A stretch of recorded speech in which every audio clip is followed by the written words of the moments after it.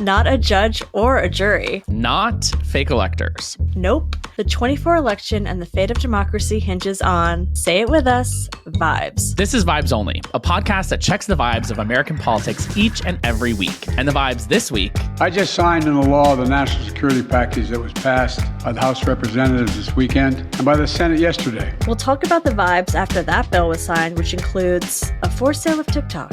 Then we'll be talking about the many updates to Trump facing justice for his attempts to interfere in the 2016 election and his attempts to overturn the 2020 election. Then we'll talk about two prominent legacy GOP politicians who both acknowledged Trump's big lie for what it was, but arrived at very different conclusions as to what is best for the country moving forward. You said repeatedly that he knew well that he lost the election. You had said that someone who engaged in that kind of bullying about a process that is fundamental to our system and to our self-government shouldn't be anywhere near the Oval Office. I guess I have trouble squaring that. Well, no, because... Stick around for an It's Giving, check-in on our group chat, and a good vibe on consumer protection for air travel. TGIF. It's Friday, gonna get the... Yes, it's not our usual time. It's not our usual time. But, it's kind of nice to be on a Friday vibe. It is. So I got a bunch of DMs yesterday because I didn't proactively post about it, which was a mistake. Our producer, Devin, who we absolutely adore, was sick this week. So we pushed recording back. And honestly, thank God we did, because more has happened in the last 48 hours that I want to talk about than has happened in a 48-hour period in a long time. So we have a ton to get into. Truly. Let's get into it. Let's start with a very large bill that was on Biden's desk on Thursday. Ukraine, Israel, Taiwan aid, and the forced TikTok sale was slipped in there. In with a bang, passed with a whimper? I mean, we have been talking about this for months. We've been talking about the TikTok ban / forced sale for months, and it is now law. It was passed by both the House and Senate. President Biden signed it this week, and it honestly feels like it didn't really get that much attention. Totally. It feels like a tumbleweed. No. As someone who spends a lot more time on TikTok than you do, we are not seeing much action. I will say a very, very prominent one of the original content creators, Emma Chamberlain, who's a huge YouTuber, was a big TikToker. Very interestingly, she posted her first TikTok in a very long time. So I'm wondering, there's now this dialogue on TikTok of keeping users on the platform. I think in the first iteration of this bill is going to be passed, a month and a half ago, it was everyone move to Meta, everyone meet me over there. And now creators are saying, no, we're staying. And, they have a long time for this to work out. Well, did you see that they took my idea? When we had Taylor Lorenz on the podcast, who listeners may remember is very anti-TikTok bill, I asked her, I was like, well, what if they doubled the length of time that they were giving TikTok to sell? Would you then be in favor of it? And she had a very different opinion on that. But that's what they ended up doing. So they extended the period of time that TikTok will have for ByteDance to divest to a year. So nothing is changing about TikTok right now, because I did get a bunch of questions about that. It's not about to drop off of your phone. They have a full year for buyers to negotiate and for a sale to go through unless it is stopped by a court. I'm happy it's going to stick around, one, for personal reasons, two, because it is such a huge and super important communication tool for this election cycle and beyond. I saw a stat today that was 18 to 24-year-olds spend an average of 2.5 hours on TikTok per day. And we got to meet them there.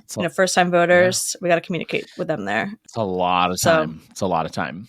A lot of time. So we're talking about the TikTok portion of this legislation because that's what we have been following most closely on Vibes Only. But this was just one piece of this 4-part bill. We could spend an entire episode diving into just the drama of how this piece of legislation came together. The moral of the story, the TLDR, is Democrats came to the rescue again, and they passed this bill, the aid to Ukraine, aid to Israel, aid to Taiwan, which is controversial. But the bottom line is that we've been talking about these bills for many months. It was very unclear what their path through the House would be. And two things happened. They passed the bills with a majority of Democratic support. And for the time being, MAGA Mike Johnson has kept his seat, which we just don't know if that will continue to be the case. My guess is yes, but a big deal in the House. Totally. Because going into this, he was at risk of losing his job over this bill. And now it's law, and no news is good news for MAGA Mike Johnson. Yeah, I think that Marjorie Taylor Greene says she's still going to force a vote on the motion to vacate, but I think it's TBD when exactly that happens, and it would be up to Democrats whether they want to save him or not. Save, right. Oh, what a nightmare. What a nightmare.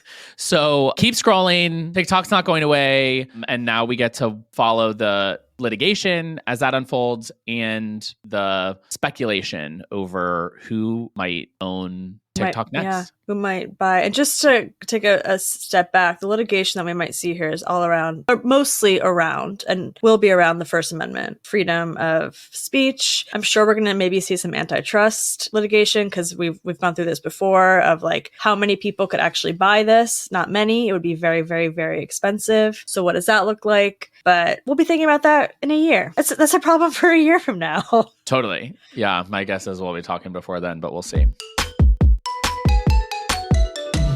Also, top of mind this week are Trump's many legal woes, because they are piling up more than water glasses when I'm home visiting my family in my bedroom. Okay.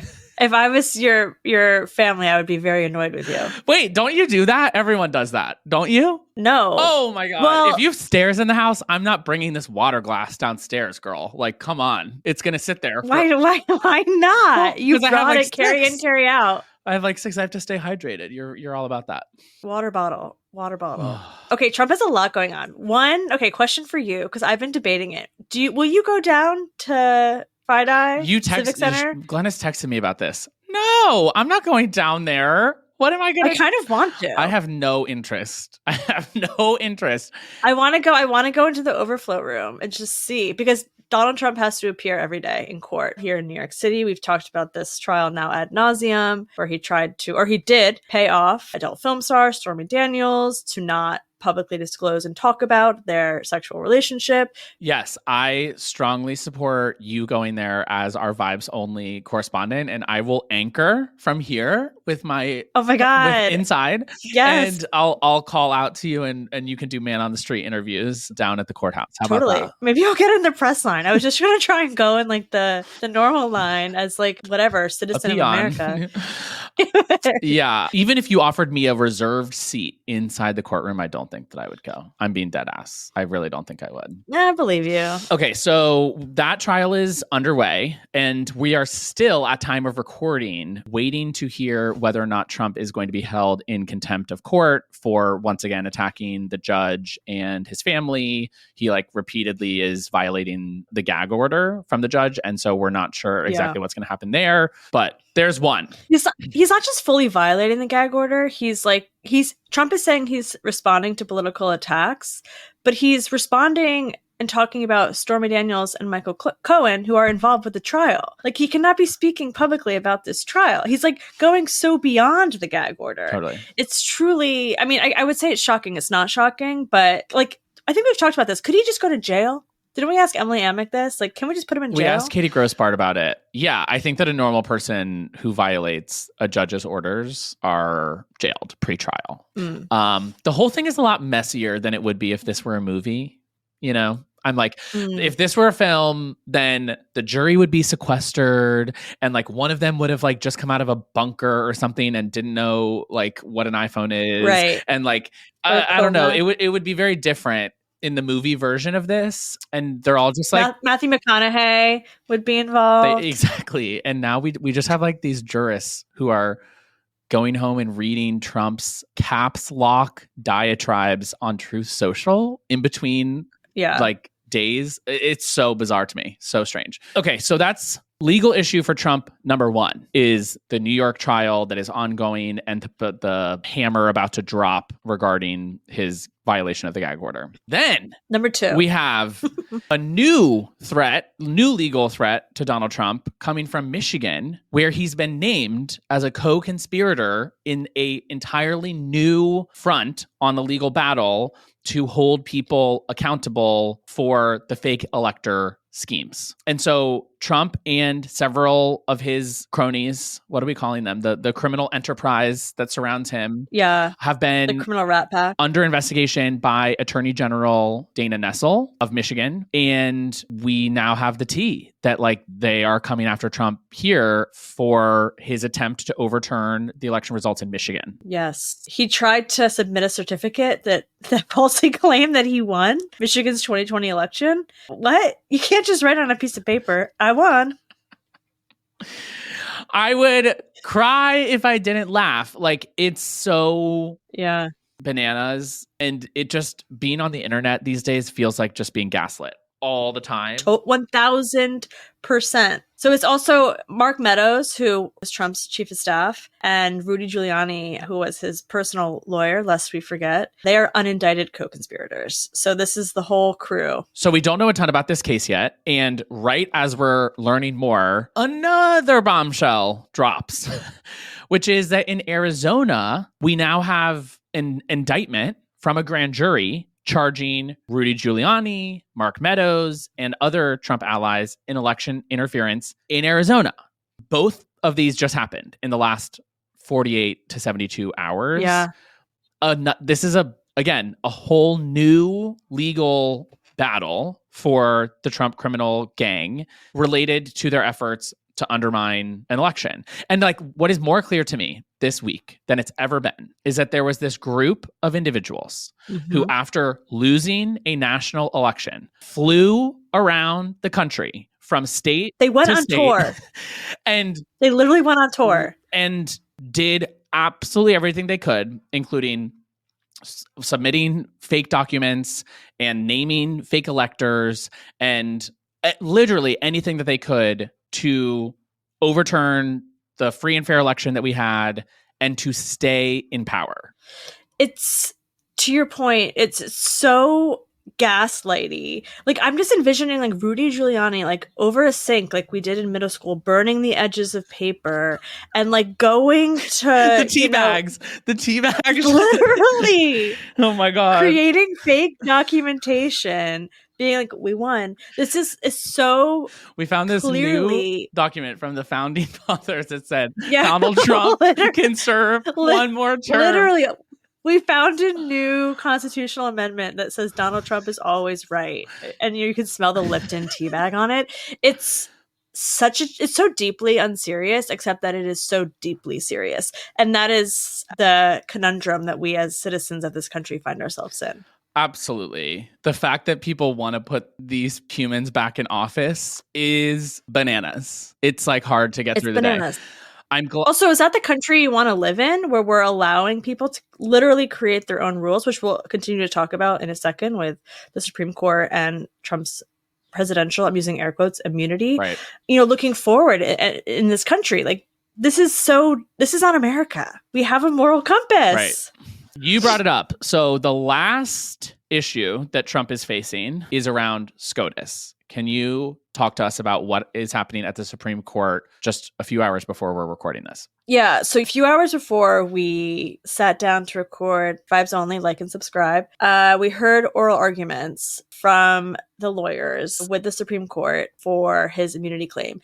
And the vibe that we are getting from the 6 conservative justices is that they are going to send this back down to lower courts because there's part of it. Again, I'm not a lawyer, but I'm an apprentice to the court.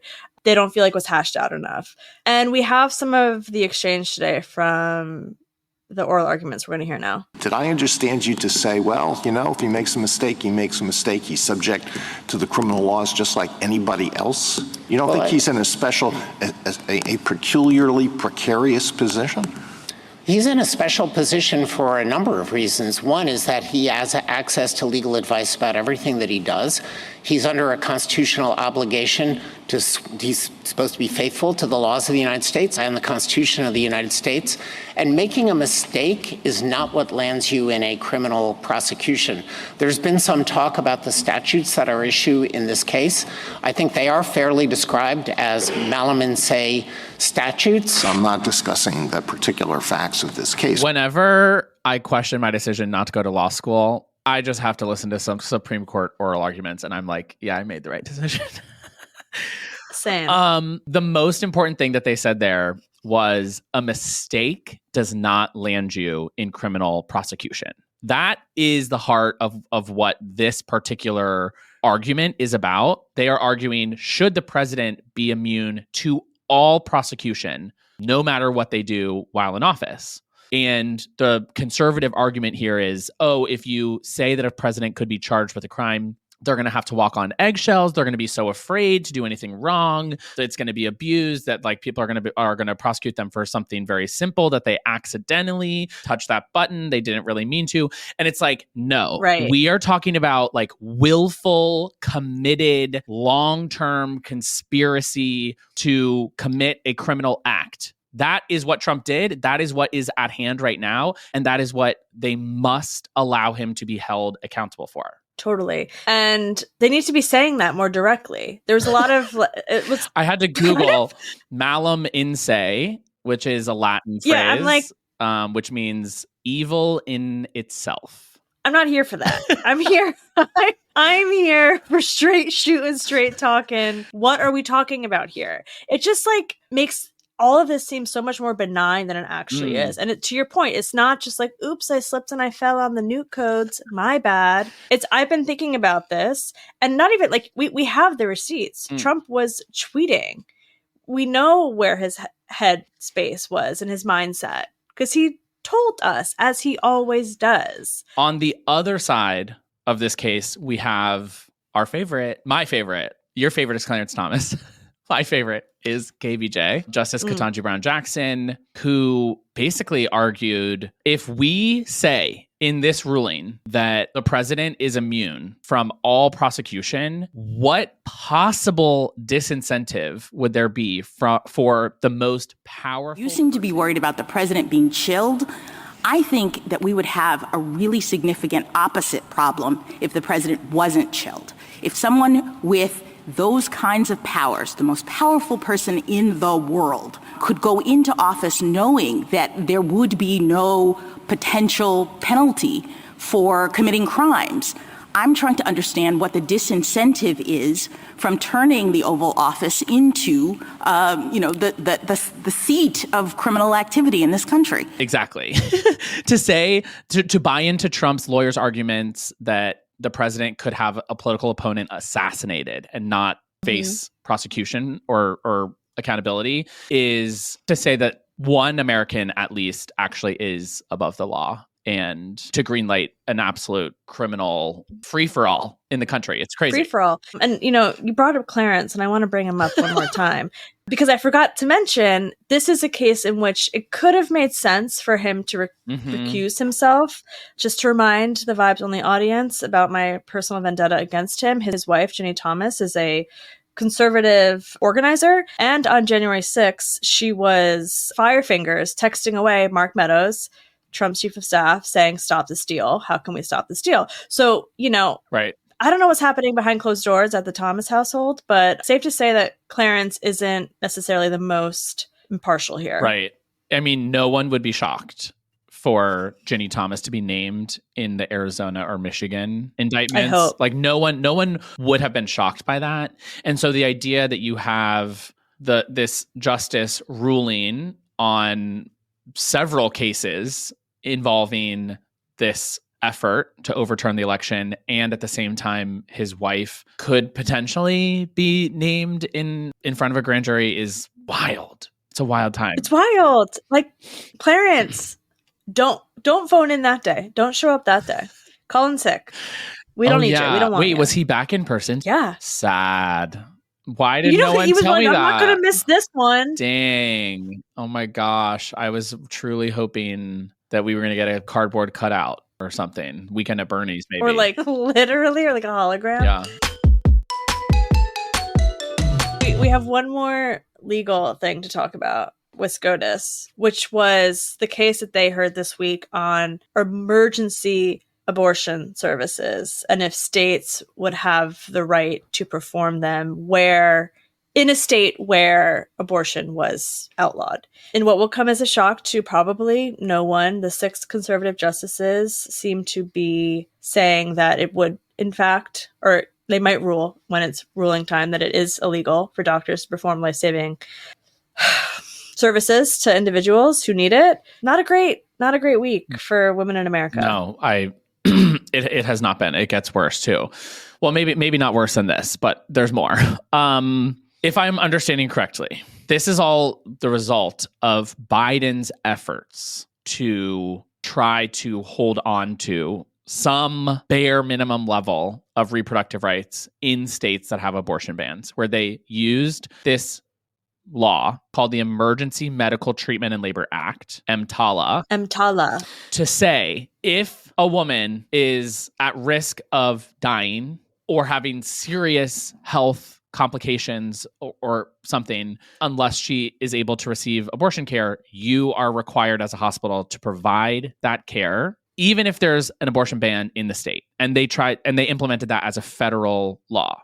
And these conservative states that want no abortions at any weeks for anyone under any circumstances fought that and said, no, we shouldn't have to. We shouldn't have to do any abortions. Mm-hmm. And even if someone's health is in dire straits. And that's how we got to the Supreme Court with this case from is the law from Idaho. I mean, it's just kind of really horrific to think that these 6 individuals who have they're not doctors. They don't know. Because these are not just like a woman shows up with bad cramps saying, I need help. It's you're hemorrhaging, you're bleeding out, you are in a medical emergency. So to think that you wouldn't be able to receive the appropriate life-saving care is horrific. Yeah. And in the oral arguments for this case this week, they brought up several real circumstances where this happened to women. In one of them stuck out to me that I listened to. In Florida, a woman comes to the hospital in need of medical attention, is experiencing a medical emergency.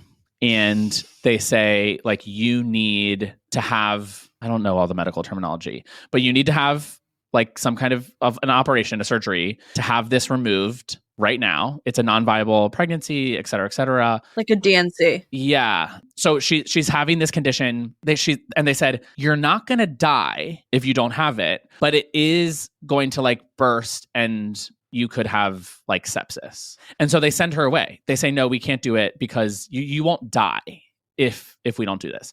Send her away. But you will. Sepsis kills you. Well, right. So then the next day that happens and she like passes out and is, as you're noting, hemorrhaging, is bleeding and is brought to the hospital. And now they're like, okay, now you're going to die. Now we can say you're going to die if we don't do this. So now we can do it. And it's like, what kind of medical system is that? That's bananas. And by the way, we're going to charge you $800,000 for this procedure if you don't have health insurance. Totally. Right. I mean, it was pretty horrifying. And I think that's what was raised in oral arguments in a much more articulate manner than I'm raising it here. And it was actually Amy Coney Barrett who, when the lawyers responded and they were like, yeah, like that's the standard, basically, she said she was, quote, kind of shocked. So maybe that's a glimmer of hope that we could avert the worst kind of ruling here, but truly, who knows? Yeah. I mean, I do think until we hear just how right the conservative repro movement is, we can't even imagine how far they want to push it. So to have Amy Coney Barrett, who is a conservative justice, say, oh, that's a little shocking. It's like, okay, yeah, let's replay that moment as much as we can because it is shocking. It is dehumanizing for women. What stuck out to me was that what she was referring to is she was shocked because that didn't match what the Idaho medical experts had said when they testified in favor of the ban. Is they were like, oh, well, we would say as doctors, like, I would just do it anyway. And I would say that I can in good conscience say that it was life-threatening. But that decision would in reality be left up to each individual doctor. And so it just depends on who's on call that night, whether or not you're going to get the treatment that you need.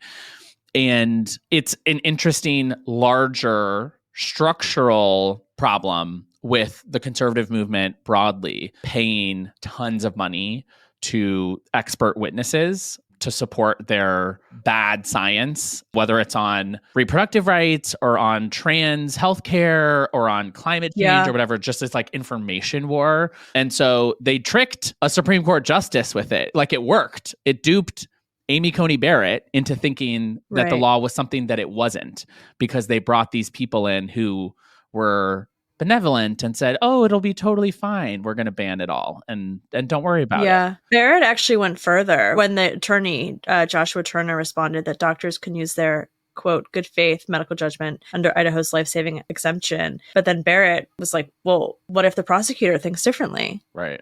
Because as we talked about last week, there's so much power in prosecuting or not prosecuting. So this, I mean, there's also Elena Kagan. She talked about, which I was thinking about this. There's these situations where these women, you know, are at risk of maybe not losing their lives, but they might lose their reproductive organs, which then means they can't create life, which for conservatives is their entire MO. Like no recreational sex. You should only be sleeping with other, you know, heterosexual couples should only be sleeping together to create babies. And it's like, well, now you're creating laws that are taking away that right for women. So what do you want? Totally. Right. What if we, and I know this is out there, but what if we just gave people the healthcare they need? What do you think? Imagine that. It would be kooky, but we could try it just for a while. See how it goes. What do you think? You know, my universal healthcare for all flag. Ugh, ideas.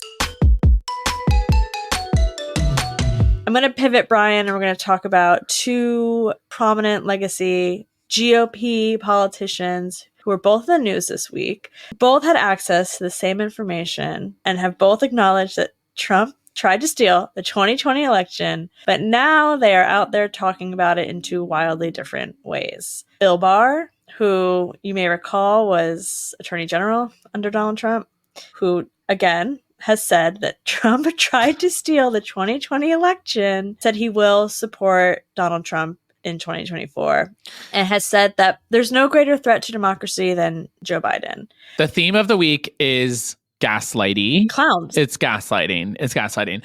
Can we play a clip of Bill Barr testifying before the January 6th committee? Because homeboy had a story to tell. When he had a mic in front of his face, he had a lot to say about how Donald Trump was a threat to America and did literally should be nowhere near the Oval Office ever again. I made it clear I did not agree with the idea of saying the election was stolen and putting out this stuff, which I told the president was bullshit. And now cut to genuflecting in front of the altar of Trump. Like, what is happening? It's so crazy. People always think that it's blackmail. People, like, in my DMs, I always hear, like, what does Trump have on these people? What does he have on them? And it's like, no, they are jellyfish. They have no spine. They just want power and relevance and paychecks.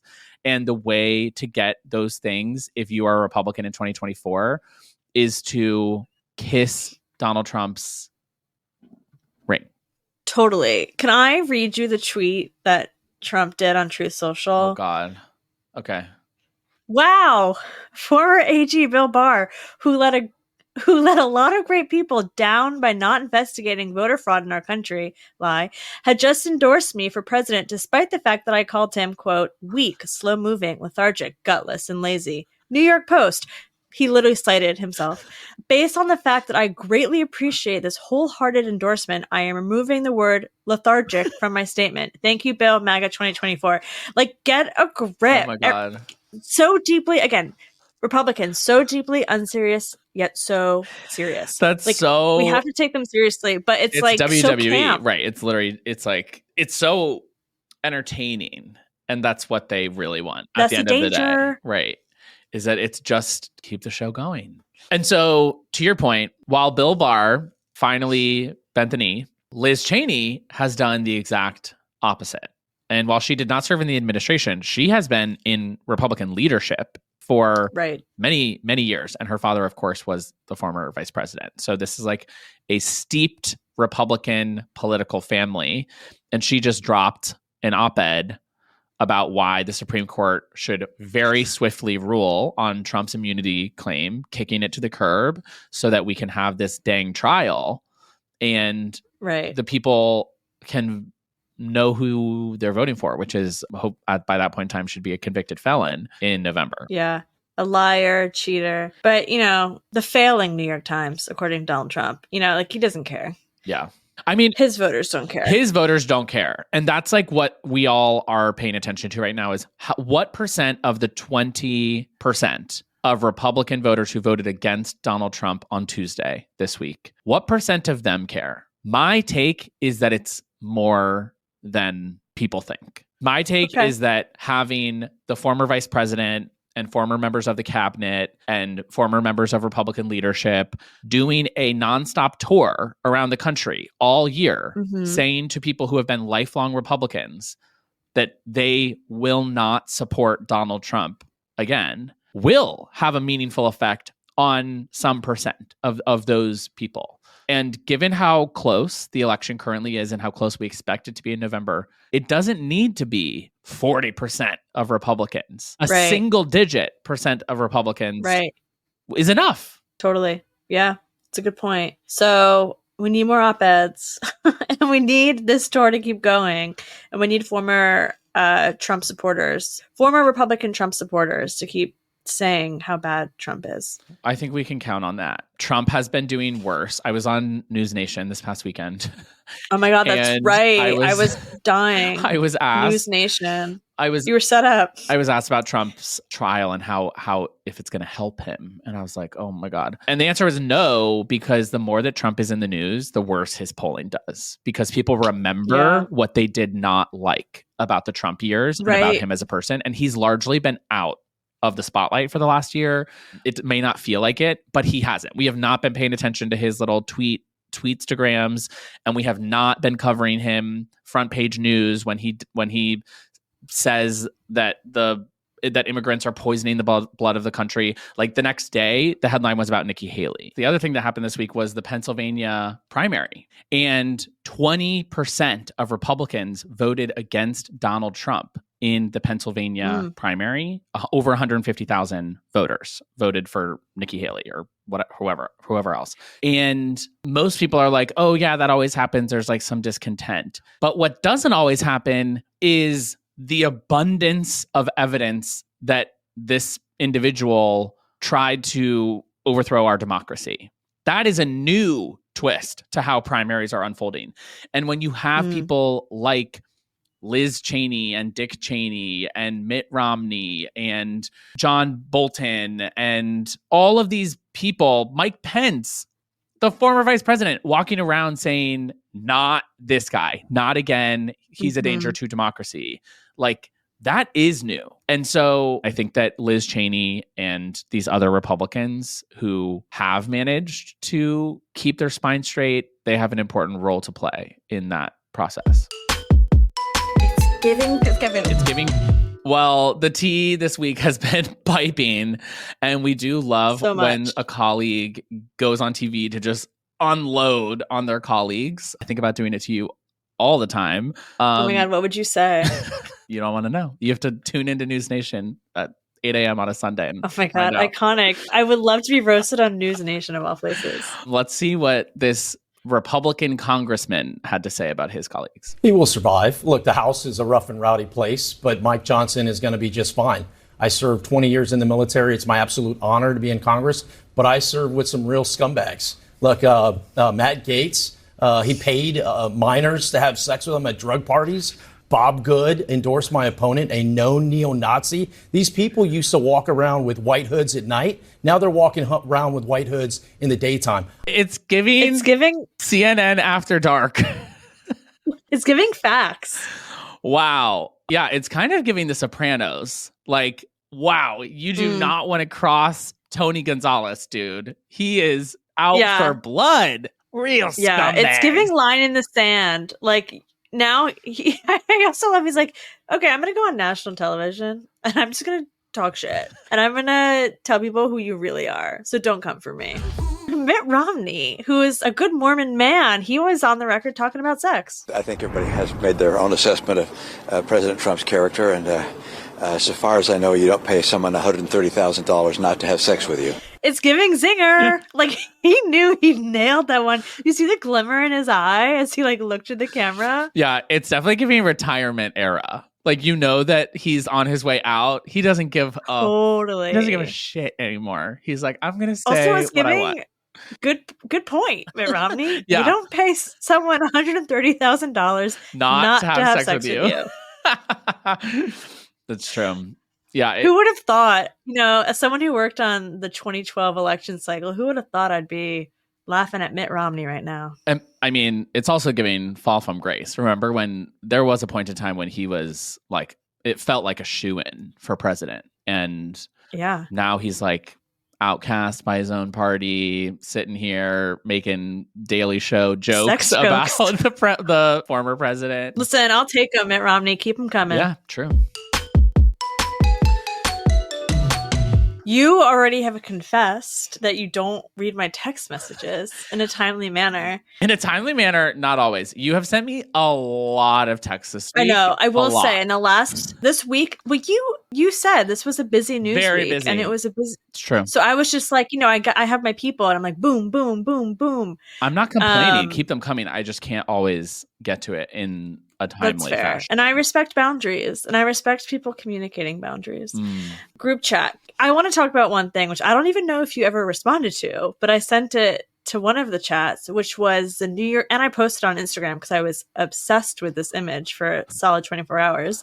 The New York Times posted an infographic of where all the jurors get their news. And there's like one juror who literally reads no news. So they are existing on vibes only, truly. Like smooth-brained individual. That's our person. Totally. There's like, and it was just like so interesting to me because I do think we live in these, echo chambers of sorts. No matter what, you can try your hardest. I mean, you're on News Nation, so you're out there.